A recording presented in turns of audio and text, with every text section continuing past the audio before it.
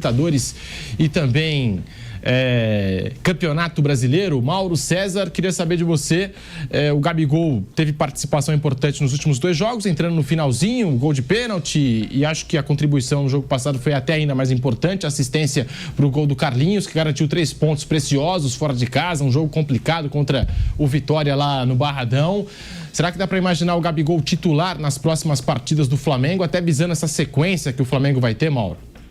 Eu acho que... Fala, nação, saudações rubro-negras, passando aqui para pedir para vocês deixar o like, se inscreve no canal e avisando que no final do vídeo estarei falando aí as últimas notícias do Flamengo para manter vocês atualizados, beleza? Segue por vídeo. Esse jogo assim, eu não acho que eu não priorizaria nunca a Copa do Brasil em detrimento de Brasileirão, embora acho que os times vão acabar fazendo isso. Mas pensando no mês de agosto, né, e nos jogos que vão acontecer, já em 31 de julho, quarta-feira, Flamengo e Palmeiras. Na outra quarta, Palmeiras e Flamengo, Copa do Brasil. Aí tem São Paulo pro Flamengo no domingo, tem o Inter pro Palmeiras no domingo da outra semana. E por aí vai. Aí vem Libertadores, Botafogo e Palmeiras, Palmeiras e Botafogo, Flamengo e Bolívar, Bolívar e Flamengo. No meio disso tem jogo Botafogo e Flamengo, vai ter no meio disso tudo aí também. Então, assim, são vários jogos importantes que vão acontecer, jogos difíceis. Eu acho que os técnicos têm que pensar nessa hora no combo desses jogos e como fazer a gestão do elenco para manter times competitivos o bastante, mas em algumas horas tem que fazer algumas escolhas. Por exemplo, você pega um jogador importante e fala, ó, esse cara não aguenta os 2 jogos essa semana. Joga Palmeiras e Flamengo, Flamengo e Palmeiras, ou joga final de semana? Palmeiras contra o Inter ou Flamengo contra o São Paulo? Eu acho que o mais importante são os jogos do Brasileiro. Ah, mas o Palmeiras e o Flamengo, Copa do Brasil, não pode ser eliminado? Pode, alguém vai ser eliminado. Um dos 2 vai ser eliminado, não tem jeito. Eu priorizaria os jogos do Brasileirão. É como eu penso, não é o que vai acontecer, tudo indica. Então esse jogo de domingo é igualzinho a situação. O Palmeiras joga com Vitória, Flamengo com o Atlético. São times da zona do rebaixamento que vêm da segunda divisão, um deles é o Lanterna, o Vitória não é Lanterna, mas vem de uma sequência de derrotas. Então, esses são jogos que dá para você pensar, eu consigo botar algumas reservas, poupo jogadores que estão mais desgastados. Por exemplo, vai voltar o Estevão domingo? Não vai, talvez nem quarta-feira ele volte. Sim. Tem que guardar para colocar na hora certa, é uma peça preciosa aí do time. No caso do Flamengo, o Gerson e o Pedro estão jogando direto. 90 minutos quase todos os jogos. Se tiver que dar um descanso, é domingo. Vale para o Palmeiras e vale para o Flamengo, acho eu. Então é um jogo bom para colocar o Luiz Araújo, descansar o Gerson, jogar com 2 pontas. É um jogo bom para colocar o Gabriel e descansar o Pedro, por exemplo. Reservas, o Gabriel é reserva hoje. Pô, não é para jogar. Sim. Um jogo titular. Não acho que ele fez nada de especial, porque assim, o parâmetro que estava se usando para fazer qualquer avaliação do Gabriel é um nível tão baixo de futebol que ele vem jogando em relação àquilo que ele pode apresentar, que ele é um grande jogador, já apresentou, que qualquer melhora parece maravilhosa. Como o cara que está doente, arrebentado, saiu a febre, não está mais com febre, a pessoa, que bom. Mas continua mal. O futebol dele péssimo durante muito tempo. Pisando na bola, caindo, jogando nada. Isso é fato, né? Só os gabizetes que não enxergam isso porque são fãs incondicionais de jogador de futebol, não são torcedores de um clube. Não amam um clube, amam um jogador. Né? Uns querem a atenção do jogador, então, essas coisas, né? Coisa de rede social, gente boba, gente muito rasa. Então, o que acontece? Um cara como o Gabriel, que vem jogando muito mal, quando ele consegue fazer qualquer coisa, chama atenção. Por exemplo, no jogo contra o Criciúma, ele perdeu um gol feito. Na perna esquerda, a bola ajeitada pelo Luiz Araújo. Chutou lá nas nuvens, mas ele bateu muito bem o pênalti, que é algo que ele bate muito bem, um dos melhores batedores do país. E ele faz o gol da vitória. Cumpriu ali a sua missão. O Pedro, por exemplo, perdeu um pênalti. Não é um bom batedor. O Pedro, ele é um bom batedor. Enfim. E nesse jogo ele fez um passe para o gol. Então, assim, 2 jogos em que ele teve algo... Aleluia! Temos algo positivo para falar do futebol do Gabriel Barbosa. Ele bateu bem um pênalti, ao contrário do que fez contra o Vasco, quando perdeu. E o Flamengo não venceu o Vasco, no Carioca. Do que ele fez ano passado em jogos que ele perdeu o pênalti também. Foram 4 do ano passado para cá. Ele bateu bem, converteu e deu a vitória ao Flamengo. Parabéns, palmas. É bem pago para isso, né?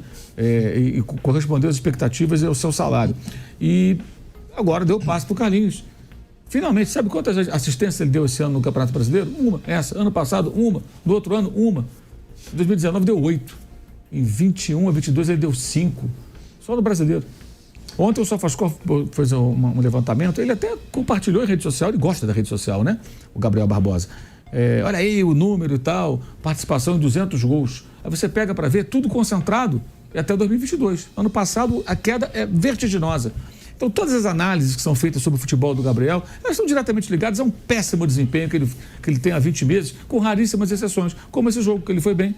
Então, eu acho justo que ele, como reserva que é, tenha uma oportunidade de começar jogando. Tomara que ele não pise na bola, como pisou aqui no jogo da Copa do Brasil contra o São Paulo, que ele caiu na primeira intervenção dele, que ele consiga fazer bons jogos, né? Foi esse post aí, né, mano? Isso, que ele consiga se destacar. Mas aí fizeram um recorte muito grande do Gabigol, né? Desde a chegada dele ao Flamengo. Desde a chegada dele ao Flamengo. Não pegaram as últimas duas temporadas. Todos os jogos. Mas se você fizer o recorte das últimas temporadas, a crítica não é do Gabriel 19, 20, 21, 22. A crítica é o Gabriel 23 e 24, com exceção desse brilhareco agora. Isso é brilhareco. Jogador caro como ele, com o nome que ele tem, tudo, não tem que bater só pênalti, fazer uma assistência. Fazer muito mais do que isso para justificar o quanto vale e tudo mais. E como eu já falei antes, tem uma grande polêmica, renova ou não renova o contrato. Ele tem uma proposta que ele não quer aceitar, que é um direito dele, que ele quer um contrato mais longo. E o clube acha que não deve fazer. E aí eu acho que o clube está certo. Eu nem aliás, para quem acha que eu concordo com a diretoria, já falei várias vezes, eu discordo da diretoria do Flamengo veementemente. Primeiro, do absurdo que foi a proposta que chegaram a fazer a negociação que teria começado, começou a existir no ano passado e travou no Landim, né? Essa informação eu trouxe, inclusive, na época, dia 15 de outubro do ano passado, quando estava próximo de uma renovação absurda, a repercussão foi péssima e travou no presidente do clube, ele não fez. Aquilo já era uma maluquice, porque um cara que tem má fase vai renovar o contrato 15 meses antes, pagando muito mais. Que gestão profissional é essa, gente? Pelo amor de Deus, não existe isso, né? Em contrapartida, por outro lado, ele recebeu uma proposta, eu discordo até dessa proposta, com aumento, tudo. No máximo, pela sua história a respeito a ele, olha, eu prorrogo seu contrato nas bases atuais para 1 ano para você mostrar que ainda joga futebol. Você provar que você joga futebol, ok. Aí você pode perguntar, Mauro, você acha que ele pode voltar a jogar? Eu acho que pode voltar a jogar, não tenho certeza, sei lá, não tenho previsão, não sei prever o futuro. Agora, tem que melhorar muito ainda. Uma assistência, um pênalti batido, isso é muito pouco, gente. Isso é muito pouco.